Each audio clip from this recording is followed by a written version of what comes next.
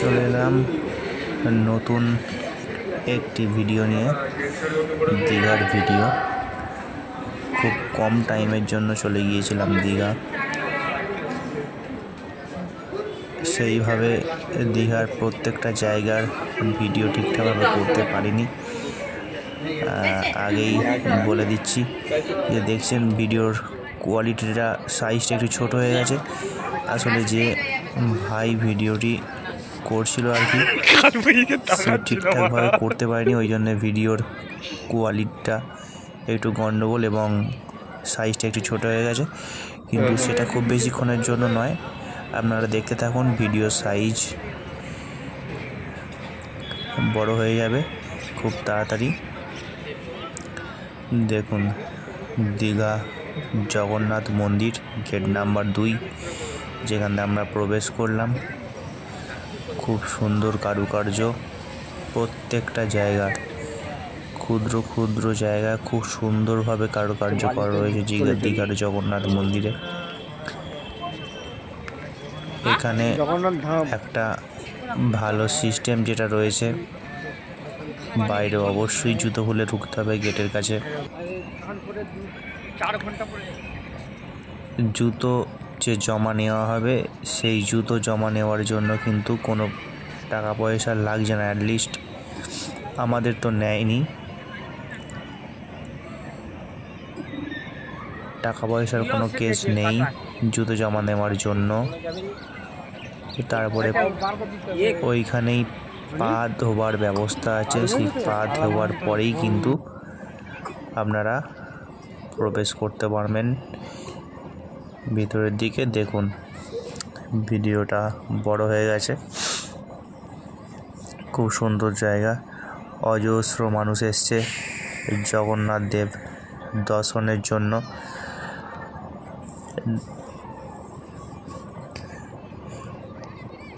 দেখুন, তুলনামূলকভাবে ভিড় একটু কম আছে। বিকেলের টাইম, হয়তো পরে আর একটু ভিড় বাড়বে সন্ধ্যের টাইমে। কিছু লাইটিং রয়েছে মন্দিরের ভিতর, সেইগুলো দেখার জন্য, জগন্নাথ দেব দর্শনের জন্য অনেক মানুষ হয়তো আসবে বিকেলের পরে, একটু সন্ধ্যের টাইমে। খুব সুন্দর, অসাধারণ কারুকার্য। দেখুন, ক্ষুদ্র ক্ষুদ্র খুব সুন্দর সুন্দর জায়গায় কারুকার্য করা রয়েছে খুব ভালোভাবে। আর একটা কথা বলি যে জগন্নাথ দেবের ফটো বা মন্দিরের ভিতরের ফটো বা ভিডিও আমাদের কিন্তু তুলতে দেয়নি, তাই ভিতরের কোনো ভিডিও অথবা ফটো আপনাদের সামনে শো করতে পারছি না। দেখুন,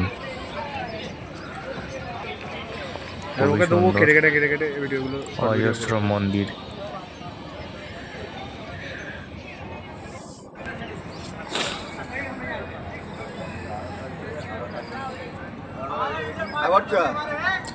সূর্য দেখলেন, সূর্য প্রায় ডোবার মুখে, সূর্য অস্ত যাবার মুখে প্রায়। খুব সুন্দর। এর আগে আমি যখন দীঘায় গিয়েছিলাম গত বছর পয়লা বৈশাখের ঠিক পরের দিন, তখন কিন্তু জগন্নাথ দেবের মন্দির উদ্বোধন হয়নি। তার ঠিক সপ্তাহ দুয়েকের মধ্যেই কিন্তু উদ্বোধন হয়েছিল জগন্নাথ দেবের এই মন্দির। তখন কিন্তু এত ফিনিশিং ছিল না। আস্তে আস্তে যত দিন গড়িয়েছে, আস্তে আস্তে কিন্তু কাজ আরও ভালোভাবে এগিয়েছে এবং যতটুকু প্রশাসন যতটুকু পেরেছে চেষ্টা করে মন্দিরটিকে সাজিয়ে তোলার চেষ্টা করেছে।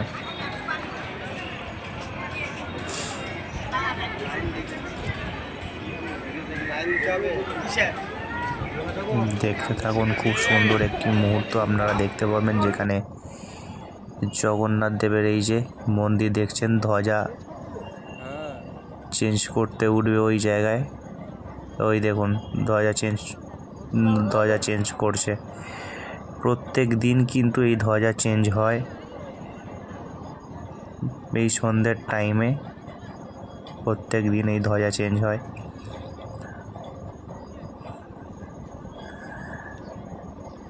পারফেক্ট খবর হয়তো বলতে পারবো না, তাহলেও যতটুকু শোনা কথা, এই ধ্বজা কিন্তু আমাদের মতো পাবলিককেই বিক্রি করে দেওয়া হয়। অনেকেই আছেন, অনেক ভক্ত আছেন যারা প্রভুর জগন্নাথ দেবের আশীর্বাদ হিসাবে এই ধ্বজা কিনে বাড়িতে রেখে দেন। এটা কিন্তু সম্পূর্ণভাবে আমার শোনা কথা, এটা আমি শিওর নয়। দেখুন কত ওপরে, কত রিস্ক নিয়ে উঠতে হয়েছে এই মানুষ দুটিকে। দুজন আছে, কতটা দেখতে পাচ্ছেন আমি বলতে পারছি না, তবে দেখুন দুজন রয়েছে ওপরে একদম টপে। খুব রিস্কের কাজ।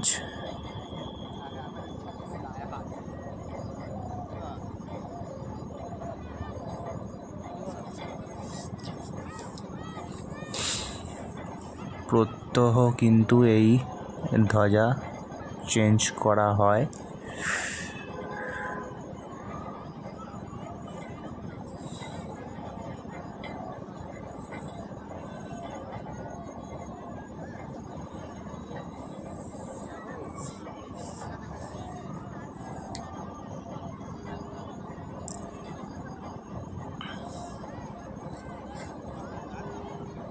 পুরো মন্দিরটা ঘুরে দেখলাম, খুবই সুন্দর, অসাধারণ।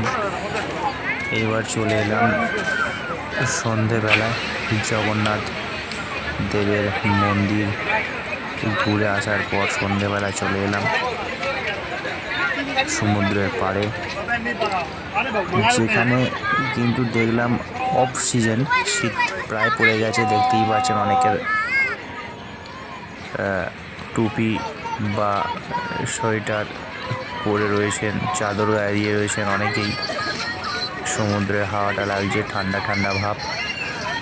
অনেক দর্শনার্থী কিন্তু কম তুলনামূলকভাবে, যেহেতু অফ সিজন এই সময়টা, সেইভাবে দীঘাতে অত ভিড় হয় না। সিজনের তুলনায় ভিড় অনেকই কম, পুরো খালি দীঘা। আর একটা কথা বলি, এই অফ সিজনের জন্য কিন্তু আমরা হোটেলটাও খুব কম দামে পেয়েছিলাম। একদম সমুদ্র থেকে হোটেল জাস্ট 3 থেকে 4 মিনিট দূরত্বের হোটেল পেয়েছিলাম, যেখানে রয়েছে হোটেল সম্ভবত Ranikuthi, Himadri guest house, Taj Mahal guest house, এইসব লাইনেই আমরা কিন্তু হোটেল পেয়েছিলাম। রাধাকৃষ্ণ গেস্ট হাউস মাত্র 700 টাকায় কিন্তু রুম পেয়েছিলাম, নন এসি রুম, যেটা কিন্তু সিজনের সময় মিনিমাম 1800-2000 টাকার কম হয় না। দেখুন দীঘা সুন্দরীর মায়াবী সন্ধ্যা, অসাধারণ লাগছে। আমরা কিন্তু বাসে করে গিয়েছিলাম, হঠাৎ 3-4টে বন্ধু বান্ধবের মধ্যে প্ল্যান হয় এবং হয়তো আসতে পারতাম তাম্রলিপ্ত এক্সপ্রেসে, কিন্তু সেই রিস্কটা আমরা নিইনি। তাম্রলিপ্ত এক্সপ্রেসের জেনারেল কামরায় হয়তো আসা যেত, কিন্তু সেই রিস্কটা নেওয়া হয়নি। কারণ এই যে বললাম, গত বছর পয়লা বৈশাখের পরের দিন আমরা গিয়েছিলাম, তো ওই সময় থেকে ট্রেনের খুবই প্রবলেম চলছে। আমরা যেই দিন আসছিলাম সেই দিনকেই কিন্তু তাম্রলিপ্ত এক্সপ্রেসের 3 ঘন্টা লেট ছিল, এবং সেই দিন থেকেই প্রায় লেট হওয়া শুরু হয়েছে। এখনও পর্যন্ত কিন্তু সঠিক টাইম টেবিল মেনে কিন্তু ট্রেন চলছে না। সেই কারণে কিন্তু অনেক দর্শনার্থী, অনেক মানুষকে প্রবলেমে পড়তে হচ্ছে, যারা অনেক দূরে রয়েছেন, যারা দীঘায় আসতে চাইছেন অনেক সকাল সকাল ঘুম থেকে উঠে তাদেরকে আসতে হচ্ছে ট্রেন ধরার জন্য, কিন্তু এসে দেখা যাচ্ছে ট্রেন অনেক লেট। কোনো সময় হাওড়া থেকে লেট দেখাচ্ছে, কোনো সময় দীঘা থেকে লেট দেখাচ্ছে। তো যদি এমন কোনো ব্যক্তি এই ভিডিও দেখে থাকেন যার কানেকশান আছে রেল অথবা প্রশাসনের সাথে, অবশ্যই রিকোয়েস্ট করবো আপনাদের যে এই ব্যাপারটা অবশ্যই নজর দিন। অনেক মানুষের কিন্তু প্রবলেম হচ্ছে, সঠিক টাইম টেবিল মেনে কিন্তু যাতে ট্রেন চলে সেই দিকটা একটু নজর দিলে আমাদের মতো সাধারণ মানুষের কিন্তু অনেক সুবিধা হয়। কারণ ট্রেন ধরার জন্যেই যদি অনেকটা টাইম ব্যয় হয়ে যায় তাহলে কিন্তু ওখানে গিয়ে আমাদের এনজয় করার টাইম অনেকটাই কমে যায়। তো এটা পরের দিন সকালবেলায় বাসে করে ভিড়ছি কোলাঘাট।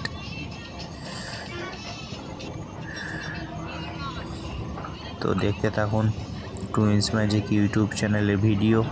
আবার ফিরে আসবো অন্য কোনো নতুন ভিডিও নিয়ে। দেখা হবে। টাটা, ভালো থাকবেন।